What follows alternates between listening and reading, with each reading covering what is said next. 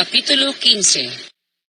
Ang magkagayoy, inawit ni Moises at ng mga anak ni Israel ang awit na ito sa Panginoon, at sinalita na sinasabi, "Ako'y aawit sa Panginoon, sapagkat siya'y nagtagumpay ng kaluwaluwalhati.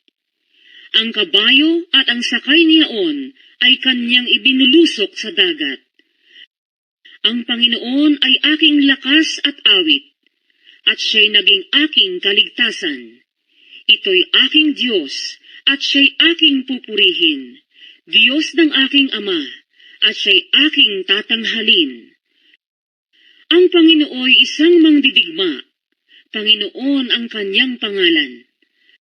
Ang mga karo ni Paraon at ang kanyang hukbo ay ibinulusok niya sa dagat, at ang kanyang mga piling kapitan ay ipinaglulubog sa dagat na mapula.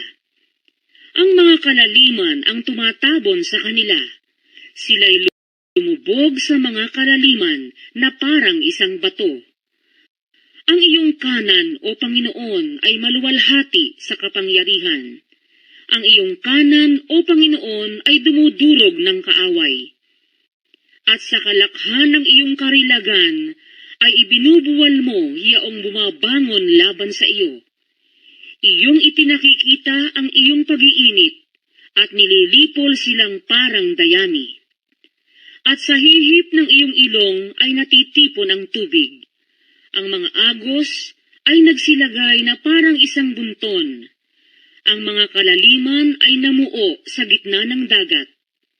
Sinabi ng kaaway, "Aking hahabulin, aking aabutan, magbabahagi ako ng samsam.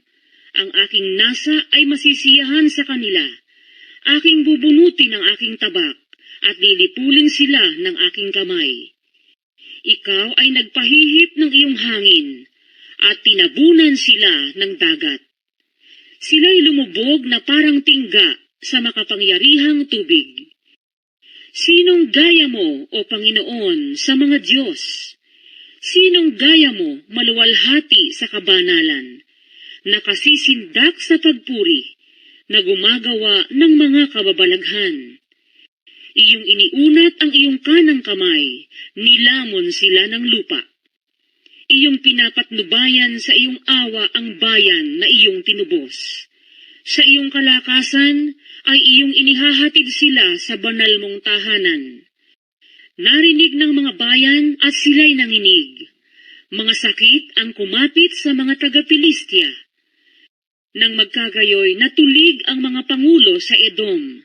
Sa matatapang sa Moab ay panginginig ang sumasa kanila. Lahat ng taga-Kanaan ay nauubos.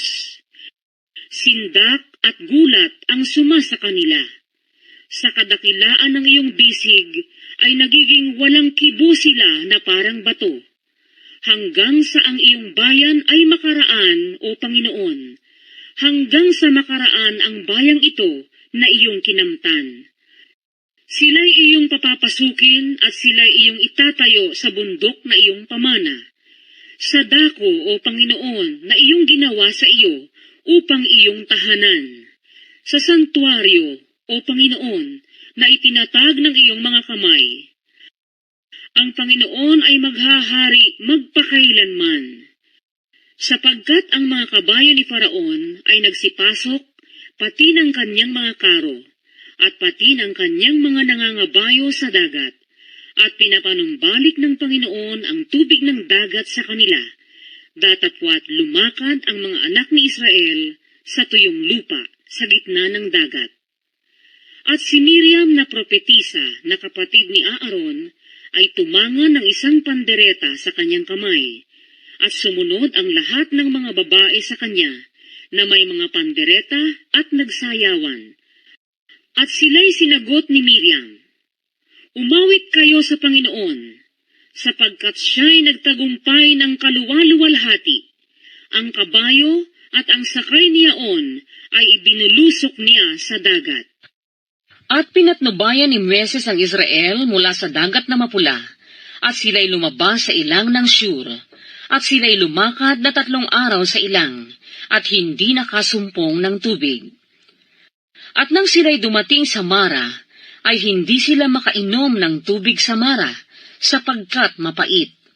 Kaya't ang pangalang itinawag ay Mara. At inupasala ng bayan si Moises na sinasabi, "Anong aming iinumin?" At siya'y dumaing sa Panginoon, at pinagpakitaan siya ng Panginoon ng isang puno ng kahoy, at inihagis niya sa tubig, at ang tubig ay tumabang. Doon inatangan niya ng palatuntunan, at ng tagubilin, at doon sila sinubok niya.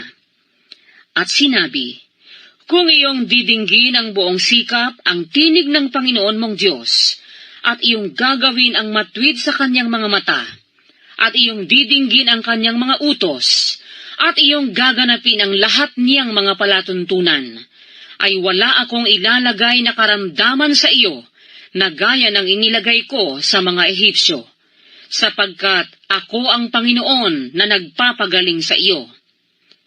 At sila'y dumating sa Elim, na dooy mayroong 12 bukal ng tubig, at 70 puno ng palma, at sila'y humantong doon sa tabi ng mga tubig.